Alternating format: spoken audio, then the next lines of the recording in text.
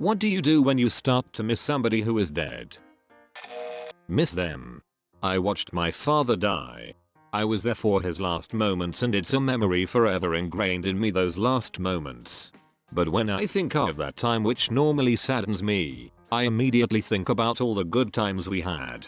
The valuable life advice I got from him. And that helps. Same for me. My dad died recently and was at the hospital beside him for his last moments. I never understood what people meant by closure until that moment. I heard all about families getting closure for their loved ones passing away and they were torn apart if they didn't. Knowing that he passed, seeing him pass, and knowing that I was by his side definitely gave a bit comfort in a weird way. Man, I'm kinda jealous. I got all that setting. I was at his side when he died. And it just made me angrier. Everything about his death just made me furious and angry with every individual around him, and him. What closure I got was in accepting that he was a shitty father who decided to leave his family and go find a new one. Sorry you had a bad experience. People can react very differently to death. I hope you have moved on past the anger. He's dead. I don't speak to that side of the family, and I'm happy with the people I choose to be around. Mostly just not worth thinking about, if I'm honest. Thanks for the kind words though, I appreciate the sentiment. I was the only one there to watch my dad pass, though I called my brother on the phone and let him be there on speaker. For me, missing him sometimes means a desire to spend time understanding him more fully, his hobbies, loves, hates, work history. The first time I felt homesick, I was living alone in a neighboring state going through a hard time, a couple of years before my dad passed. I was working as a cook and smelled mesquite smoke from the oven and instantly teared up and felt disoriented, longing for home. Honestly, maybe longing for the first time in my life. You see, my dad has always smoked meat for every occasion, aside from steaks on grill also, and family event. We owned a cattle ranch and my dad took pride in being from Cowtown, Fort Worth TX, for 100 plus years. My dad passed 2 years ago last week and I now own a meat smoking company and smell smoked mesquite wood quite often. I miss him, and grief never disappears unless you forget, and I chose to remember.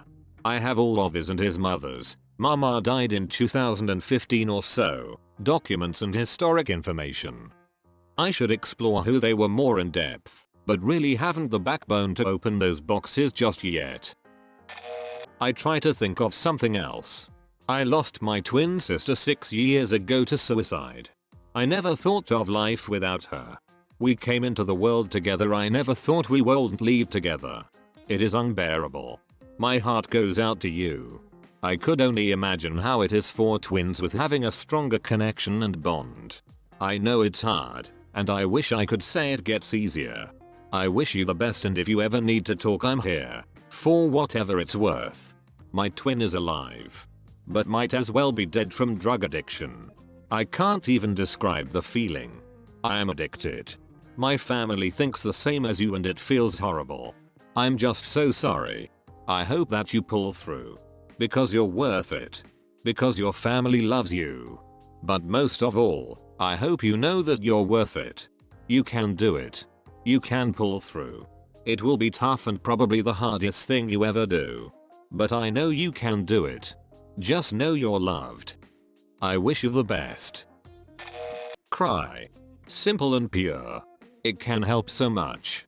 My best friend of 16 years passed away on Monday. I miss him so much. Sending my love, Purple Heart. First I get sad. And that makes me wish I could have done things differently. And then I remember there are a lot of people in my life who are still alive, but won't be forever. So I check in with them, and try to do and say the things I wish I had done or said with those who died. Thanks for this. My dad died exactly 5 months ago, tomorrow. It's easy to get caught up in all the things I wish I could have said to him and done with him since he was only 52. But it's a great reminder to focus on all of the people who are still alive and all of the experiences and moments we will get to share together. I'm so sorry about your dad. My biological father was in his 50s when he died too. He was an addict, so his body just couldn't fight the cancer. He and I were estranged for about 15 years, but thank God we were able to reconnect before he died.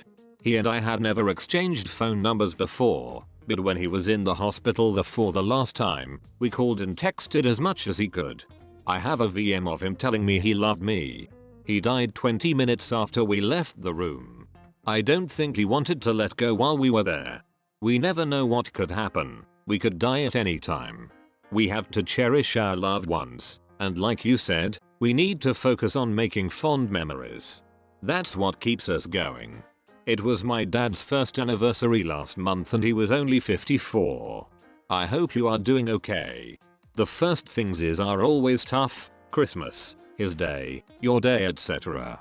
Take care of yourself. The first things can be tough, but I find the stupid, unexpected things that really got to me. My mother had been dead for less than a year at the time, and I was doing fine.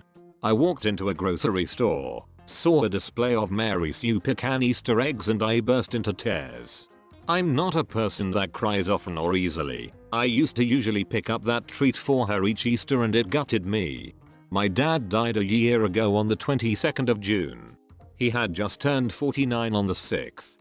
I'm only 22 and every day hurts in a new and different way.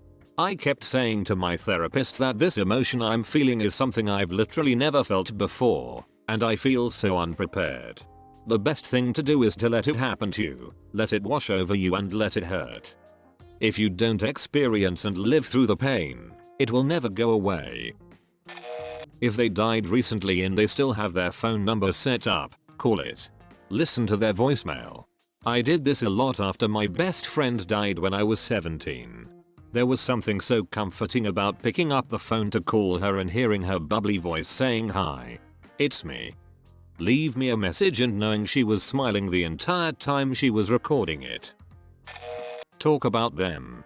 Reminisce about the time spent with them. Allow myself to be sad that they're gone. My best friend died in 2015. I miss her a lot. That last sentence is really important, in my opinion. Allowing yourself to miss them and feel sad is definitely helpful for me. Agreed. My older brother's group of friends subscribe to the macho man ideals that men can't show sensitivity. He was telling me once about a friend of his that died in a car accident, followed by "I've gotten a little teary-eyed thinking about it. So stupid." I told him there's nothing wrong about mourning somebody he's lost or even crying about it. At his wedding, when I was giving the best man speech, he started to tear up and the other groomsmen started pointing at him whispering, "Aha, you're crying. Psy." I genuinely feel sad that he surrounds himself with people that instill such harmful mindsets. Worst part is they're all in their 30s, so it's not like they're kids. I was talking to a friend of mine and who was in the military, and he told me that men don't cry and they don't go to therapy. But I told him right then and there, when you feel strongly about something, it doesn't matter who you are, you're gonna cry. A real man cries when he feels strongly about something. And I think I've slowly started to get him to agree with me on that. Men don't go to therapy, says a man in the military, apparently not realizing how many vets utilize the VA specifically for therapy. Like, your own organization offers it to you for free, because they understand that some people need it. He might not, but that doesn't mean he should mock it. I won't be surprised if the statistics suggest at least one person he's friends with from the military goes to therapy at the VA. I couldn't imagine going to war. I think the ones that won't go to therapy might need it the most. Plant a tree in their memory and watch it grow into something beautiful.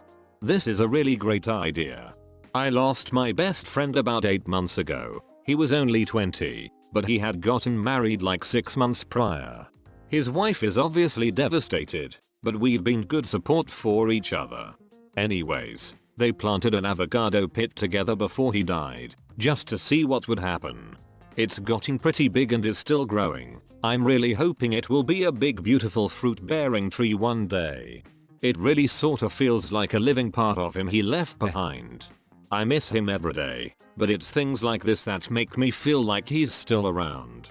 That's so tragic that your friend died at such a young age. I'm so sorry for your loss. I wish the best for his wife, too. Miss them. feel, grieve, cry. Know that the grief is the other side of love, expressing how much you value the deceased, and bringing them alive in you. Thank them, talk about them, talk to them, learn more from your memories of them. Say their name. Gather with others to remember them. Wish them well and invite them to move on. You also have the option to not assume they are gone. Conservation of energy is a fundamental law of nature. Continuation of consciousness can be verified throughout life. Sane societies don't assume beings are merely material. In fact, the material aspect is the least real, the most changeable and ephemeral. You can verify this for yourself. The average person eats between 35 and 55 tons of food in a lifetime. The body is constantly changing, but the witnessing awareness has always been there, stable, unaging. The eye who saw the Grand Canyon at 7 years old and the eye who experiences New York City at 65 are the same. That awareness has not aged, it is like an ageless mirror or movie screen upon which the whole story of life unfolds. Finally, you can use the energy of missing and the poignancy of your memory of the deceased to better wake up to and understand your own impermanence and certain death. You can take steps to live well, and completely, today, not assuming that even another day will be guaranteed to you or your loved ones, and prepare to die a good death rather than one avoided, rejected, feared, as if it's a tragic surprise. Tomorrow is the first anniversary of my dad's funeral. I'm missing him pretty bad this week. Your post helped. Thank you.